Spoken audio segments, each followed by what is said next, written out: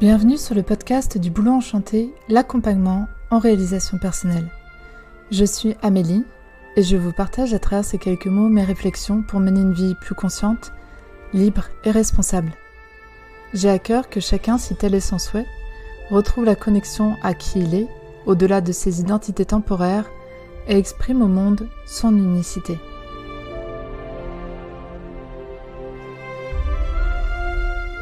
Aujourd'hui, nous abordons le thème de l'âge sombre.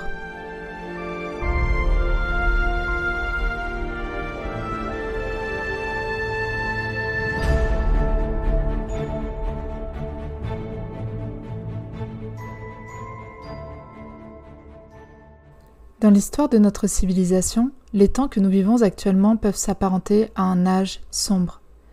C'est-à-dire que beaucoup de repères que nous avions sont en train de disparaître. La réalité que nous connaissions s'effrite peu à peu. Il est aisé d'observer combien la société a drastiquement changé en un siècle. Comment toute une structure en place, régulant les classes sociales, la vie de couple, les rapports hommes-femmes, parents-enfants, le système éducatif, le monde du travail ou encore la morale s'effondrent. Les frontières sont de plus en plus diffuses. Il y a littéralement un mélange des genres. On tend à gommer les spécificités des hommes, des femmes pour créer des identités soi-disant plus affranchies des archétypes, composées selon des critères individuels propres. En souhaitant s'émanciper de certaines cases, on en crée de nouvelles, nourrissant ainsi un rêve de liberté. Mais qu'en est-il vraiment ? L'intimité s'invite en place publique. Dévoiler toujours plus son corps, l'exhiber en vrai ou sur les réseaux, bien inspiré par des stars marionnettes de l'industrie musicale et hollywoodienne, répondant à des agendas très destructeurs. L'intime n'a plus rien de personnel et de secret. On livre nos quotidiens en pâture sur le net, nos espaces de vie, nos moments en famille, entre amis, comme dans une grande consigne mondiale, accessible à tous. Tout est décortiqué, plus de mystère et pourtant tellement de superficialité. Le monde de l'image nous contrôle et beaucoup vivent à travers des impressions 2D, de vie fantasmée, de corps retouchés. Tout semble lisse, paradisiaque, facile. Et pendant ce temps-là, combien sont-ils à mener une existence terne et en manque terrible de sens et de tendresse ? On sourit pour le selfie. Et après ?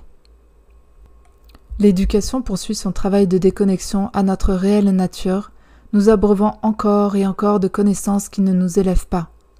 Des méthodes d'apprentissage passives, où la spontanéité et la légèreté de toute une jeunesse est volée, jusqu'à rentrer dans le rang. Couper toute forme de créativité et d'esprit critique, car cela amène à la souveraineté de l'être et donc à sa liberté. Ce n'est pas bon pour les systèmes pyramidaux en place. Des gouvernements focalisés sur leurs objectifs personnels, n'incluant évidemment pas les besoins des populations. Toujours plus de profits, d'argent, de bénéfices à une minorité, pendant que la majorité qui soutient la pyramide trime parfois très durement. Elle se retrouve littéralement dans un état d'asservissement, coincée par des emprunts ou le manque de perspective, tant le coût de la vie devient compliqué. Sans compter une profonde rupture avec notre intériorité qui nous éloigne de certains besoins essentiels, d'évolution au niveau de notre conscience, nous ramenant sans cesse à la finitude de notre existence, sans autre histoire derrière, nous poussant à ne surtout pas prendre ce temps pour découvrir qui nous sommes et de quelle manière réellement nous épanouir. Alors on nous vend une conception du bonheur complètement artificielle, éphémère, basée sur le matérialisme, une idée de l'accomplissement reposant sur une ambition carriériste, ou alors le profit personnel, le bien-être pour soi, sans considération pour le reste du monde ou l'environnement dans lequel on vit. En plus de la confusion ambiante par l'effacement des repères, la division règne sur Terre. Car plus un individu est isolé et divisé en lui-même, moins il a de discernement, de force et de volonté. La meilleure façon de le contrôler ? Lui donner un semblant de liberté, le faisant penser qu'il est au contrôle de son existence, mais bien enfermé dans une boîte. Une boîte qui l'alimente de son énergie et dont d'autres bénéficient. En regardant en arrière, nous avons pu penser, dans les pays occidentaux contemporains tout du moins, que la période de l'esclavagisme était loin derrière nous et que nous avancions vers le progrès. Nous avons pu penser que ces horreurs étaient d'un autre temps, reliées à des mentalités arriérées, dirions-nous. Mais si simplement la forme de l'asservissement et le visage des propriétaires de champs de coton avaient changé. Et bien qu'aucune chaîne aux pieds, aux mains et au cou ne soit visible, nous étions maintenus captifs sans nous en rendre compte. Pour anesthésier la douleur de nos âmes qui se savent emprisonnées, mais dont nous sommes coupés, cette société a bâti l'empire du divertissement. Quoi de mieux que de faire porter l'attention ailleurs, sur des choses qui font rire et sollicitent peu notre réflexion, comme les jeux télévisés ou certaines séries. Construire des réalités virtuelles pour mieux apprécier la vie qu'on ne peut pas vivre sur Terre, et toutes les substances à disposition pour éteindre les signaux du corps qui nous dit que quelque chose ne tourne pas rond. La déchéance de ce monde va continuer de s'accentuer et de plus en plus d'instabilité dans nos sociétés, à l'échelle politique, géopolitique et climatique vont se produire. Ce qui s'annonce est une forme de chaos, puisque ce monde, la structure de ce monde, basée sur l'asservissement de la conscience, se dissout. Alors les prochaines années vont ressembler à la traversée d'une vallée extrêmement sombre et angoissante si nous nous accrochons à ces systèmes encore en place et qui se délitent. Cette période initiatique nous invite dans une forme de noirceur à revenir à nous, à notre intériorité et à nous poser les questions essentielles. Nous sommes en train d'expérimenter à grande échelle une nuit noire de l'âme collective. Je vous invite à écouter le podcast numéro 3 à ce sujet. C'est une réalité faite de séparation, de déséquilibre, d'amnésie, qui est en train de se dissoudre. Mais avant cela, elle va révéler toute son identité obscure. C'est ainsi que les voiles tombent et que des vérités très crues et dures vont être mises en lumière, ramenées à la surface de cette planète, à la conscience de l'humanité. Le réveil pour certains va être brutal, mais c'est une étape nécessaire si nous voulons sortir du mensonge dans lequel nous sommes enfermés depuis des éons. Il est temps pour le collectif humain de comprendre ce qu'il se passe réellement sur Terre et dire stop à cette ignominie pour clamer son pouvoir, son autodétermination, sa souveraineté.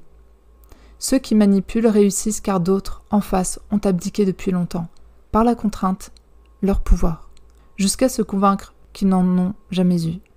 Mais c'est faux, complètement. Et notre période nous permet de recontacter ce pouvoir et de le manifester concrètement sur Terre, maintenant. Certains ont vécu un éveil de conscience il y a plus de 10 ans, plus de 20 ans pour d'autres, et sont les montreurs de chemin. Ils sont les phares dans cette obscurité pour rappeler à l'humanité qu'elle a la capacité à retrouver la lumière en elle et à la rayonner. Les ténèbres n'auront pas le dernier mot dans cette bataille finale. Elles ont déjà perdu, le savent et sabotent tout avant éviction définitive. Pour ne pas sombrer et involuer dans cette réalité déchue qui va ne faire que s'accentuer, il est nécessaire de rechercher la vérité dans nos vies et d'apprendre à discerner où se trouve cette vérité. Comment la distinguer du mensonge et de la manipulation ? Malheureusement, tout est fait aujourd'hui pour noyer les personnes dans une masse d'informations, de déviation de l'attention, et ainsi donc de les perdre sur ce chemin. Tout est fait pour que nous ne trouvions jamais la lumière. Si nous tentons de comprendre uniquement par notre mental ce qui se passe sur Terre, dans nos sociétés actuellement, nous allons perdre la santé mentale. Pourquoi ? Parce que nous allons voir de plus en plus d'incohérences dans les décisions prises par ceux qui nous gouvernent. Des actions de non-sens qui, en plus de viser à créer un maximum de chaos dans nos vies, ont pour but de semer la confusion dans nos esprits. Car des êtres humains qui ne sont plus en capacité de raisonner deviennent fous et sont eux-mêmes touchés par l'incohérence. C'est ainsi que développer un discernement qui passe par notre corps ou nos sens subtils va devenir une nécessité. Mon podcast numéro 6 sur le discernement vibratoire vous apportera des premiers éléments de compréhension. Retrouver la connexion à notre corps est une priorité. Des corps dont nous sommes bien souvent coupés par les blessures et traumas. Ainsi, tous les accompagnements visant à recréer du lien entre notre être intérieur et notre corps sont bénéfiques. Danse, musique, chant, expression créative par les mains, poterie, peinture, sculpture, dessin, sport, yoga. Tout ce qui ancre et relie à la matière peut nous y aider. De même que les thérapies neurophysiologiques comme la somatic experiencing, le MDR ou encore le brain spotting. Soigner sa psyché est aussi une approche nécessaire et complémentaire. Tant que nous portons des blessures non résolues, nous voyons le monde à travers elles et donc de manière déformée. Cela nous empêche d'accéder à une lecture juste de la réalité et donc de la vérité. Les personnes capables de voir la vérité de ce qui se joue sur Terre actuellement et de ne pas se laisser embarquer par de faux discours, de fausses promesses, par des illusions, sont celles qui portent en elles un certain degré de vérité. Ceci est accessible à chacun, si tel est son souhait et sa volonté de fournir les efforts nécessaires pour restaurer l'être qui a été abîmé. Nous n'avons pas tous la même quantité de blessures et de traumas à gérer, mais c'est bien la phase indispensable par laquelle passer pour nous élever. Rappelons-nous que cet âge sombre que nous vivons est en même temps un processus d'élévation globale que nous nommons ascension. Et l'ascension, c'est 99% de guérison émotionnelle.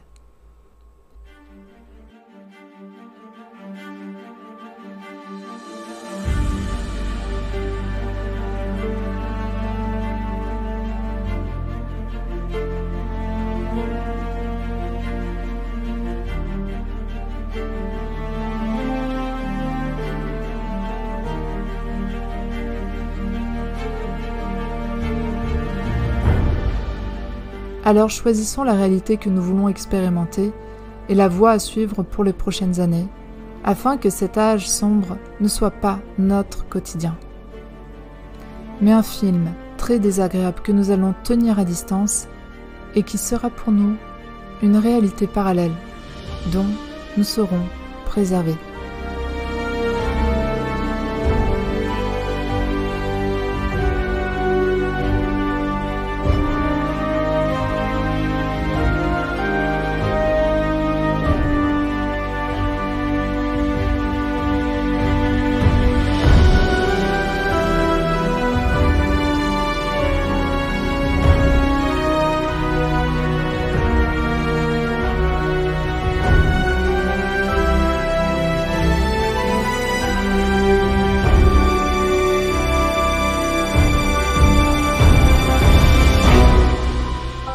Je vous remercie de tout cœur pour votre écoute et j'espère que ce partage a été éclairant. Pour suivre l'actualité du Boulot Enchanté, rendez-vous sur mon site internet www.leboulotenchanté.com. Boulot, comme l'arbre sacré symbole de résilience et de renaissance. À très bientôt.